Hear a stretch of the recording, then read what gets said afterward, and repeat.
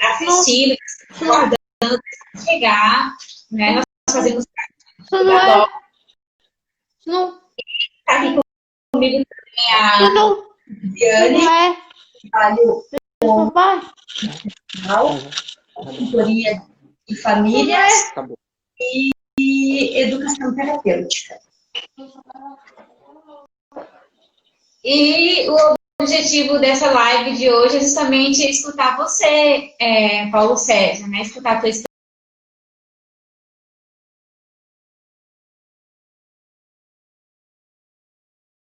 É preciso falar sobre a autoestima.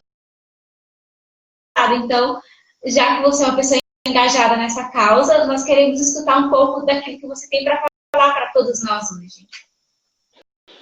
Claro, claro, sem problemas. Isso aí. Então, sabendo também da importância que é a participação também do pai na vida de um filho, no desenvolvimento dele também, porque principalmente nas crianças com autismo, a gente conhece muitas famílias que acaba ficando, vamos dizer, um pouquinho mais no segundo plano.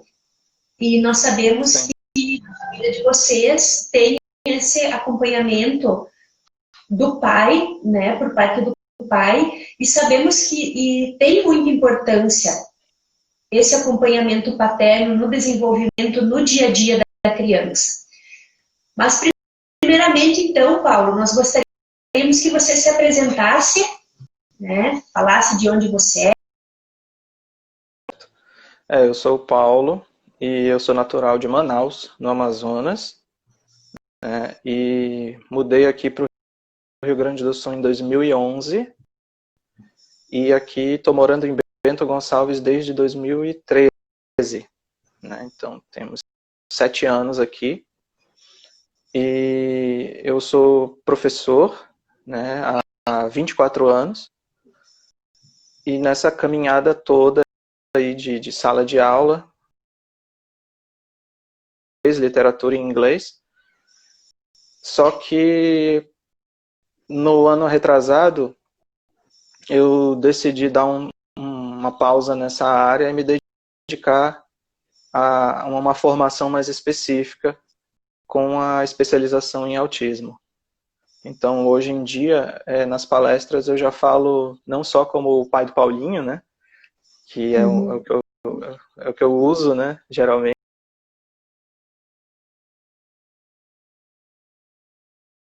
Tenho 2 perfis aqui no Instagram, um pessoal e um que é só dedicado a ele, onde eu escrevo textos sobre os mais, nos mínimos detalhes, para que as pessoas saibam que elas não estão só e que as pessoas também entendam que o autismo ele tem um grau de desenvolvimento se tiver uma dedicação extra da família.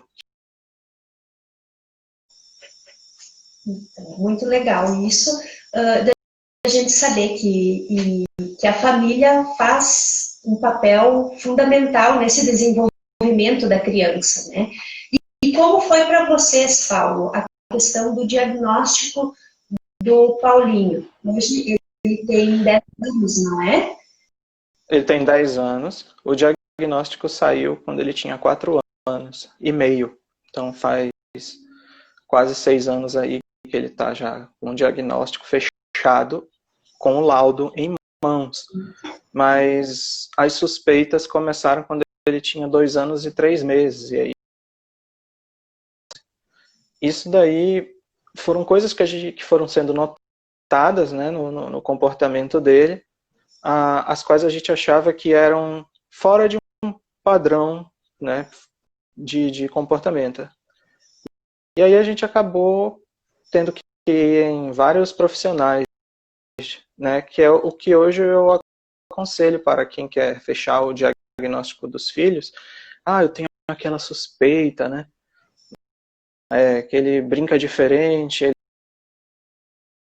Eu sempre incentivo a perderem aquele medo inicial de eu estou suspeitando e eu vou levar eles numa clínica para saber se ele tem alguma coisa. Tem muita gente que para aí, que por medo da sociedade, medo dos parentes, né? Aí as pessoas não levam para diagnosticar, né? Então acaba que as crianças,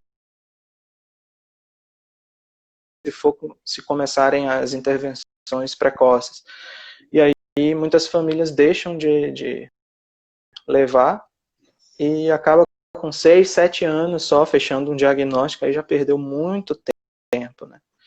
Então, quando a gente teve o diagnóstico dele, fizemos as intervenções antecipadamente, por mais que não tivesse fechado, né? A gente acabou fazendo. Nós fizemos fonoaudióloga, né? No neuro. E aí a gente deixou sempre fazendo as terapias, mesmo se não tivesse nada, mesmo se não fosse constatado nada oficialmente. Mas a gente notou que ele tinha um atraso no desenvolvimento da fala, a gente notou que ele tinha comportamentos diferenciados, né? Então, por isso, a gente sentiu um pouco, né, que não ia ser tudo aquilo que a gente tinha planejado, né, para a vida dele, que a gente teria que fazer uma mudança brusca e se adaptar ao mundo do autismo, ao mundo dele. E aí começou o engajamento, ainda que pouco na época, e conseguimos lidar. E devido ao excelente trabalho que todas as terapeutas das duas clínicas onde ele vai fazem, juntamente com a escola e com o trabalho que a gente faz em casa, ele desenvolveu bastante já. Para uma criança que antes a gente não acreditava que fosse falar, né, agora fala algumas coisas, né, brinca, interage, tem. Legal. Então, os primeiros sinais que vocês perceberam, então, foi a questão do atraso na fala e alguns Foi o atraso na fala. Então. Sim, as brincadeiras. Virava os carrinhos de cabeça para baixo. Gostava de brincar de girar sozinho, né, e ficar tonto. E ele não falava nada, com 2 anos e 3, 4 meses, assim, ele nem conseguia falar o mamãe, estava falando com ele. E aí a gente suspeitou que ele fosse primeiramente deficiente auditivo, mas aí essa opção foi descartada lá na fono mesmo, já fez um exame que descartou. A gente percebe pelos relatos dos pais uma angústia muito grande, normalmente quando um dos sinais é a questão do atraso do desenvolvimento da fala, né? Tu falaste que vocês fazem um acompanhamento então, com vocês, escola. Sim. Ele já, de acordo com a literatura existente, ele passou de não verbal para semi-verbal, né? Então ele não fala tudo, né? E nem não fala nada. Ele está lá no meio. Ele fala quando ele quer, fala algumas coisas. Ele consegue fazer solicitações para a gente, pedidos, né? Ele sabe. Na hora que ele quer, que ele tem um desejo, ele fala. Não fala, mas ele consegue comunicação, né? Ele consegue se comunicar. Sim. Dentro da condição. Ele verbaliza. Sim, ele verbaliza palavras e forma frasezinhas pequenas e que a gente consegue entender. E aí a gente ensina para ele na hora para ver se melhora a dicção e tal. E aí passa essas informações para as fonos. A gente tem reunião com a fono de 45 e 45 dias, né?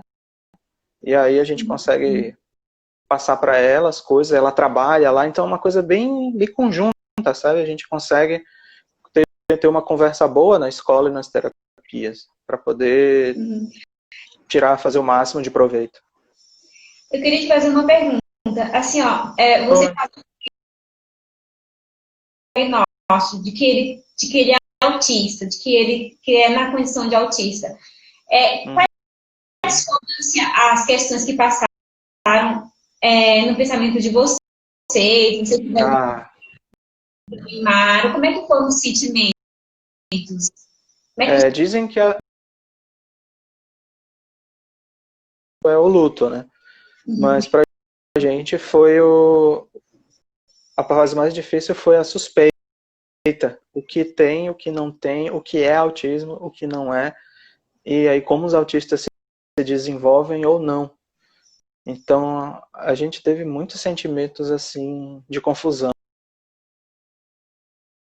Tinha conhecimento de muito sobre autismo, eu não lia tanto, não pesquisava tanto, né? E aí a gente acabou sentindo assim, poxa, nosso filho vai ser aqueles adolescentes que usa fralda, né? Aí a gente ficava com medo, sentíamos muito medo do futuro. Achávamos também que ele nunca vai falar, será que ele vai algum dia?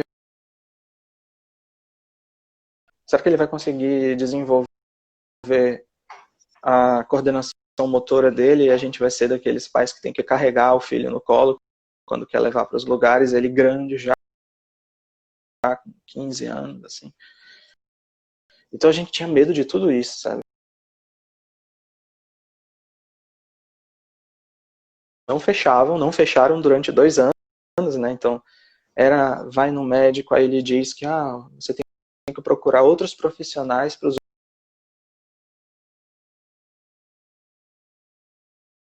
fonoaudióloga, ela faz um parecer. E todas essas profissionais têm que ser autismo, aí daí não flui. E aí cada um dessas pessoas psicólogo deu parecer, até que os 4 pareceres que existiram chegaram na mão da médica. E aí a médica leu, e aí ela deu o laudo, baseado nos pareceres dos outros profissionais e baseado para mim a pior fase foi essa demora, né, essa angústia que a gente ficava de não saber qual era o futuro dele quando ele tinha lá os seus 3 aninhos lá, 2,5. Comecei a fazer a página, né? Foi tipo, olha, você tá com 2,5, 3 anos, seu filho, você tá suspeitando, não tenha vergonha, né? Procure um profissional especializado na área e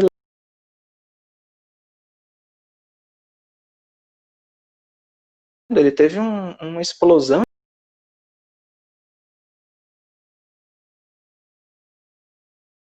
agora.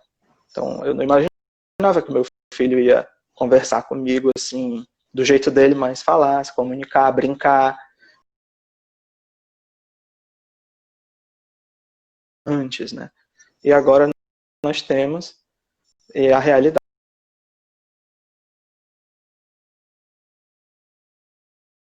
Essa parte que tu frisa bem da questão de que quando a família tem alguma suspeita, de ir buscar um profissional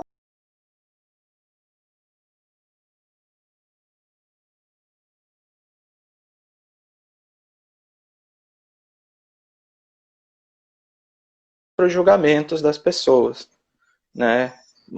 A pessoa geralmente ela tem aquele impacto.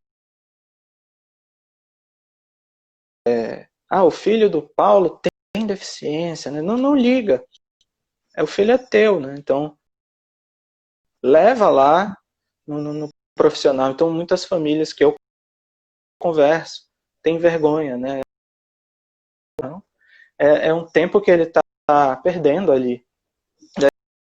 A gente acaba dando esses conselhos, o que vem mais para mim nas mensagens é isso, né? Como foi naquela época e tal.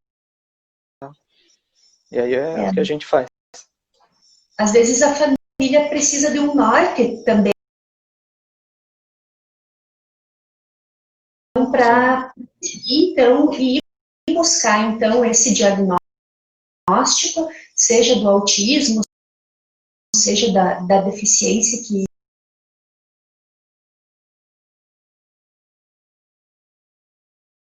apoio da família. Mas como a família de vocês em si, os avós, tios, receberam a notícia que vocês lidam com isso?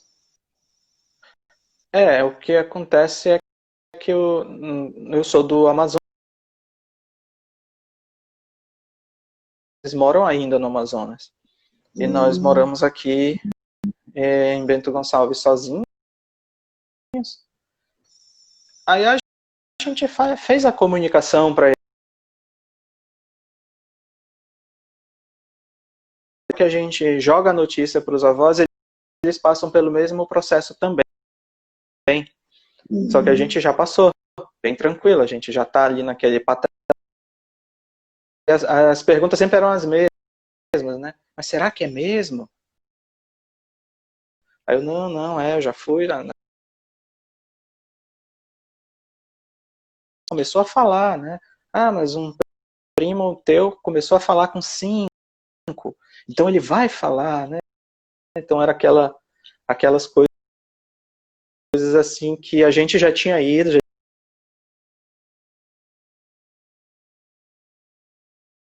no assunto, eles levaram mais tempo que a gente para se adaptar a esse mundo, divulgar as coisas na internet. Foi que a família foi realmente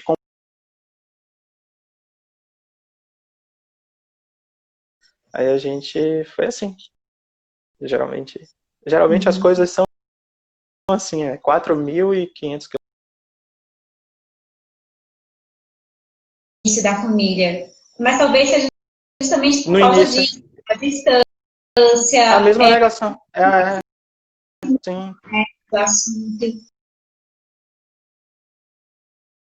A família tem depois, quando a gente passa a informação. E a distância, né, ela ajuda, né, nesse sentimento. De pai com o Paulinho. Como é que foi isso, assim, você se adaptar, fazer o luto daquele filho ideal, daquele filho que todos os pais, como é que foi para ti isso? Como pai? Realmente, eu tinha muitos planos, né, muitos planos para ele, né, a gente tinha planos de que ele vai fazer Senac, Senai, vai fazer os cursos profissionalizantes, e ele vai estudar inglês, porque a nossa área aqui, meu e da minha esposa, somos professores de inglês. Né? E aí, vamos ensinar inglês desde cedo, para ele falar inglês. E a gente teve que virar, tipo, uns 180 graus aí, para tudo. Tivemos que dar uma guinada na vida, para se fase da aceitação do diagnóstico de autismo,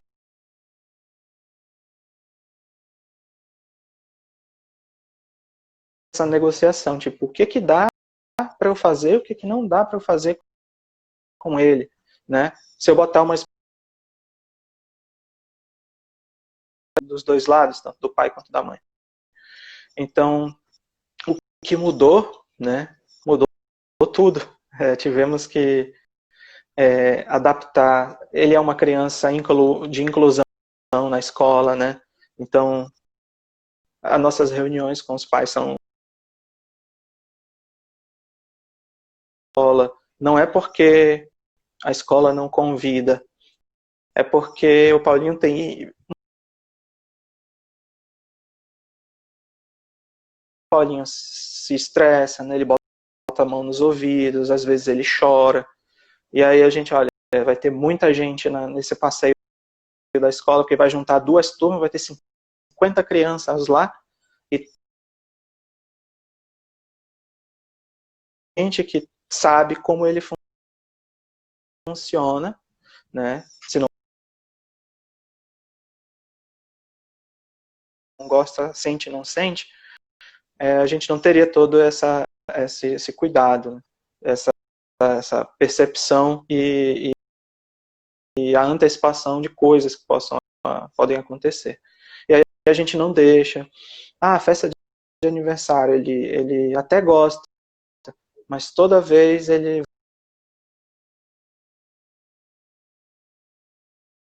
ouvidos, tem as crianças gritando, né?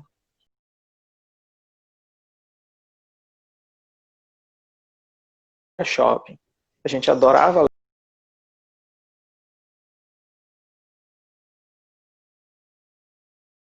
os barulhos que acontecem, as pessoas andando, as músicas que estão tocando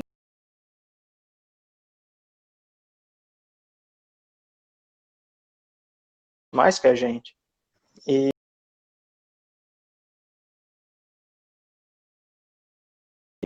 dentre várias outras coisas que a gente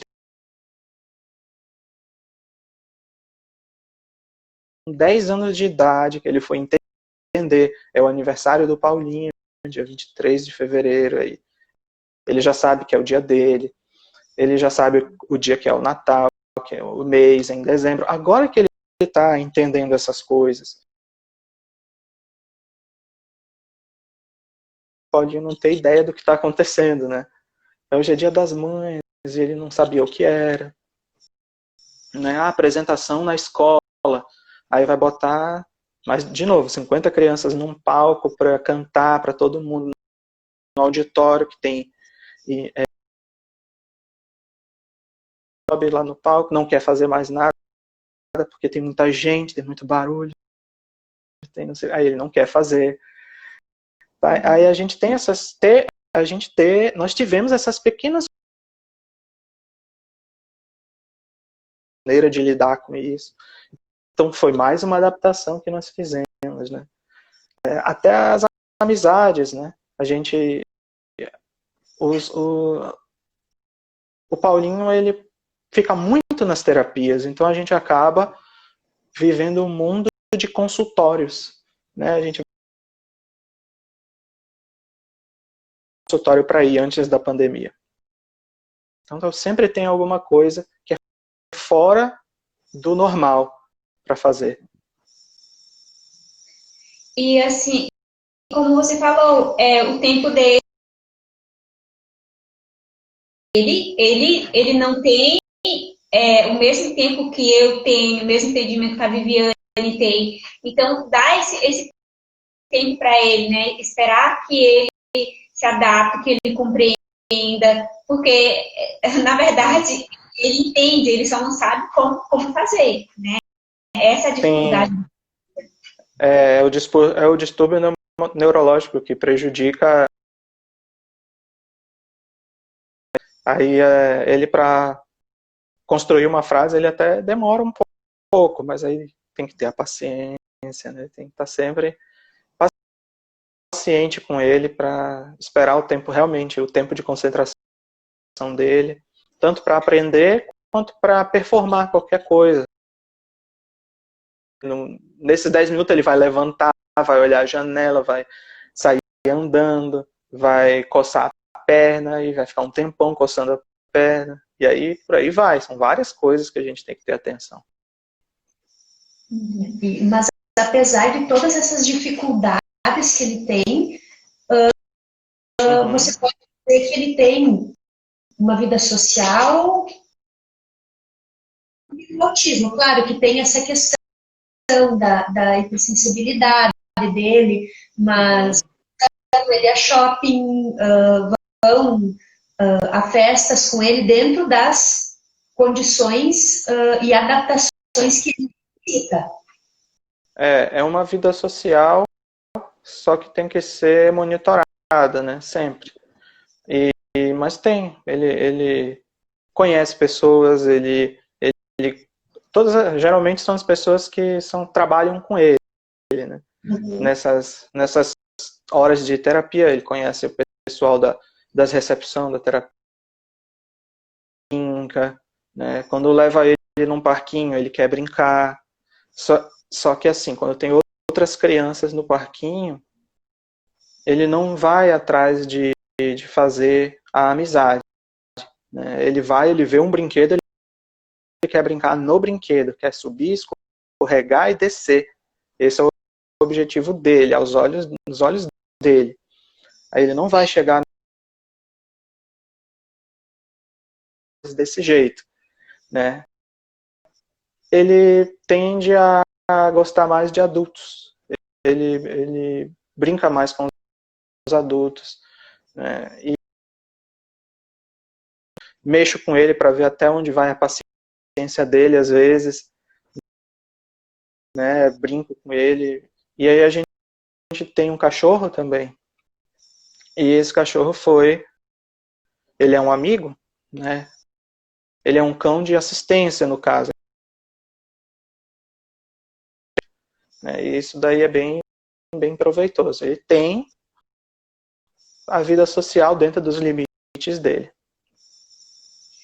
Comentaste que ele tem, então, o cão de assistência que virou amigo dele, né? A gente sabe, existem hoje trazer no dia a dia das pessoas com autismo. Então, a opção de você ter esse cão, então, dia a dia dele. Sim, foi uma sucessão de coisas positivas e de coisas que deram certo, né? Desde a sugestão feita pela psiquiatra, né? Logo após a adestradora trabalhando em conjunto com a psicopedagoga para fazer terapias assistidas por animais lá na clínica, e caiu com uma luva, né? E aí o cão era um cão de terapia, né? Treinado, já tinha 7 anos de idade, se eu não me engano, na época. E era bem assim, foi uma conexão que foi na hora, né? O Paulinho tinha com o cachorro, né? E aí esse mesmo cão cruzou, né? E deu a ninhada de outros vários labradorzinhos, assim. E aí um deles foi escolhido pela própria tudo isso causou uma explosão de desenvolvimento no Paulo, sabe? Ele começou a formar as frases depois que começou esse trabalho com o cão. Né? Ele começou a ser mais carinhoso com as pessoas. Ele ficou mais desinibido. Porque tinha resultado, né? Ele chegou em casa fazendo a mesma coisa, dando comandos para os pais, assim, tipo, enquanto ela fala senta, late, né, deita pro cão, o Paulinho late, ele queria as coisas e aí ele pedia do jeito que a adestradora pedia pro cão, ele pedia pra gente. Aí isso daí foi sendo adaptado com a psicopedagoga, com a fono, e a gente foi treinando outras coisas aqui, e aí o Paulinho começou a fazer pedidos, né? Então ele começou a demonstrar que ele queria alguma coisa, isso também. Pessoas, né, do carinho. O cão, ele abraça o cachorro e beija o cachorro. E isso ele começou a reproduzir com as pessoas também. Então, quando ele gosta muito de alguém, se essa pessoa pedir um abraço, ele dá. Né, que antes não acontecia. Né? Antes até a gente aqui em casa, eu com a minha esposa, a gente pedia abraço dele, não rolava. Né? Pede abraço, pede beijo, ele faz essas coisas. Isso aí pra gente é bom. Demorou muito, mas quando veio veio com bônus, né? É importante, Paulo, você colocar sobre isso, sobre a terapia com os cães, né? Porque olha nos olhos, né? Uma da dificuldade do autista é isso, ele não olha nos olhos.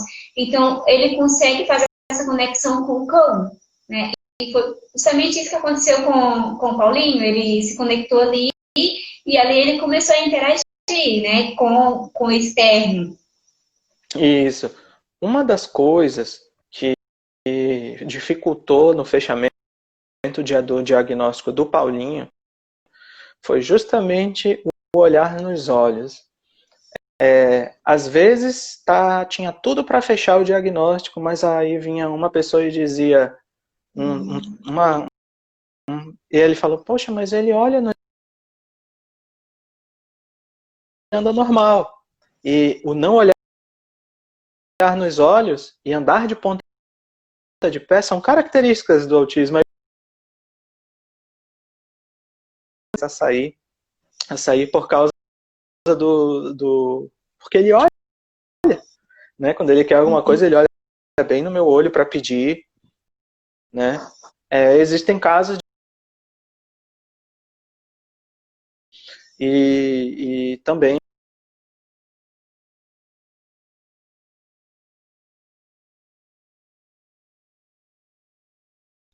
ele olha bem no olho do cachorro e olha bem, gente. Isso daí foi bom. Foi duas características que eu achava que ele ia possuir, né? E tanto o pé quanto os olhos estão bem numa boa, né? É bem legal isso daí. Acho muito interessante também esse relato que tu tens, o olhar no olho, são características, né? O autismo Sim. tem muitas características, isso não quer dizer que a pessoa com autismo vai ter todas essas características, né? E nem que o autismo vai ser igual a outra pessoa com autismo. Isso. Tá? Cada uma é única. Exatamente. O que acontece também, contava, até hoje ele tem dificuldade, né? Quando a gente aponta um objeto, se estiver muito distante assim, ele não sabe onde está. Então, nós também percebemos depois, né, que uma das características do autismo é que a criança não aponta, né? Só que ele não teve, ele realmente ele não aponta. Mais ou menos é isso. E todo esse trabalho que é feito pelos terapeutas, pela escola, por vocês também em casa, é todo um trabalho, vamos dizer, multidisciplinar, onde um É exatamente isso. O que eu acho mais interessante é as clínicas dão oportunidade para qual norte seguir, né? Por exemplo, na psicomotricidade, na terapia ocupacional, nós falamos para ele, olha, para elas, as terapeutas, olha, ele tem dificuldade na hora de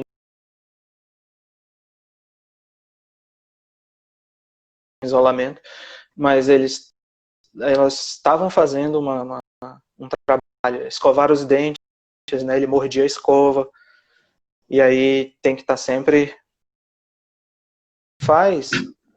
que seja nova, tem que ter uma preparação com ele. Se eu quero levar ele no dentista, eu tive que ir lá no consultório, tirar fotos do consultório, trazer para casa, mostrar para ele, olha, você vai aqui na terça-feira com essa moça aqui, ela vai lhe atender, vai ser nessa mesa aqui, vai ter uma luz. Aí eu ligava a lanterna do celular para chegar lá, não estranhar e não ter uma desorganização, né, uma crise. Então, até até hoje, a escova tem que ser feita minuciosamente. E aí, até hoje, eu escovo o dente dele, ele fica numa posição semelhante à da cadeira da dentista, né? Com a escovando. Então, quando ele chega na dentista que ela tem que fazer a limpeza, e aí daí eu falo, a gente eu fico junto, né? Daí eu falo, Paulo, é igual escovar o dente com o papai. E aí ela consegue fazer as coisas todas e não teve nenhum problema, né? Até hoje, ele extraiu o dente. Se vai em qualquer lugar, restaurante, eu tenho que ir um dia tirar foto do local, mostrar para ele. No outro dia eu tenho que conversar com o dono do restaurante. Olha, vai vir meu filho aqui.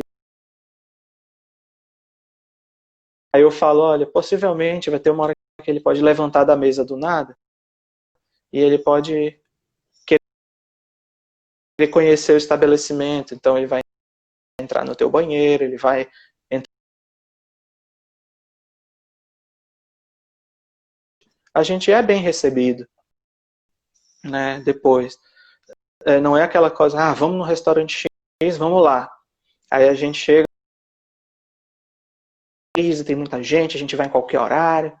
Só que aí quando a gente tem essas conversas antes, o Paulinho quando chega lá parece que ele está se sentindo em casa, porque ele já viu as fotos, a gente já conversou, e o pessoal do restaurante todinho já conhece ele. Antes dele ir, aí quando ele chega lá, ele brinca, todo mundo brinca com ele, todo mundo. E aí tem uma experiência boa. Só que a gente levou muita raiva, já passou muito momento de tristeza, dele ter vomitado em restaurante.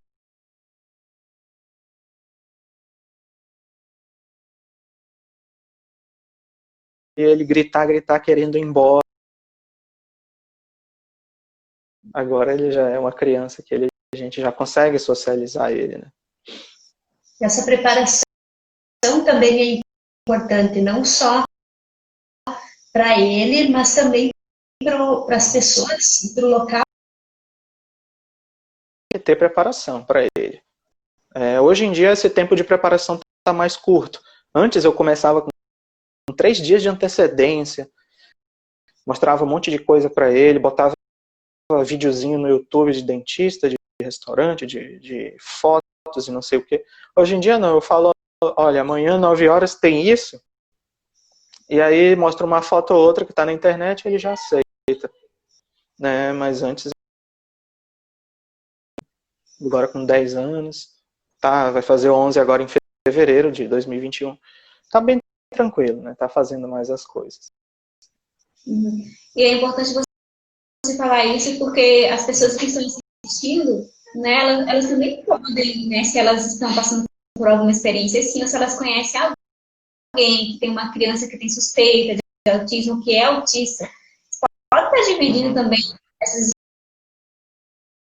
autismo, não é coisa do outro mundo, é aqui, né, nós temos que acolher, que aceitar, nós temos que acompanhar, temos que dar espaço também para eles, né, porque a gente sabe que tem pessoas altamente inteligentes, né, que se desenvolvem bem, né, que estão aí, que trabalham conosco, e que a gente precisa acreditar, que a gente precisa valorizar também, né.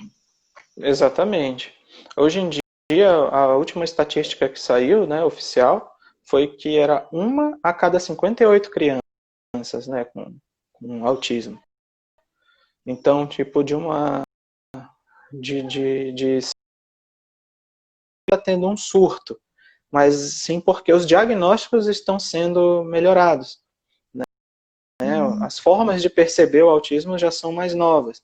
No passado, nos anos 70, anos 80, se tivesse uma criança autista não ia acontecer nada, não tinha profissionais especializados nisso. Então ficava assim, ele tem algum problema, deixa ele aí.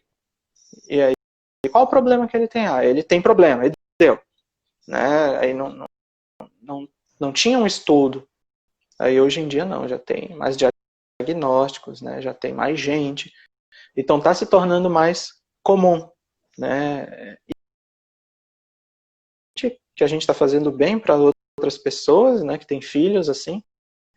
Como a gente está também deixando a outra pessoa tranquila para ir atrás do diagnóstico, se caso tiver suspeita, né? Atrás dos especialistas, atrás das pessoas que sabem realmente o que é o autismo. É isso aí. E falando de rotina, Paulo, Uhum. é a rotina do Paulinho.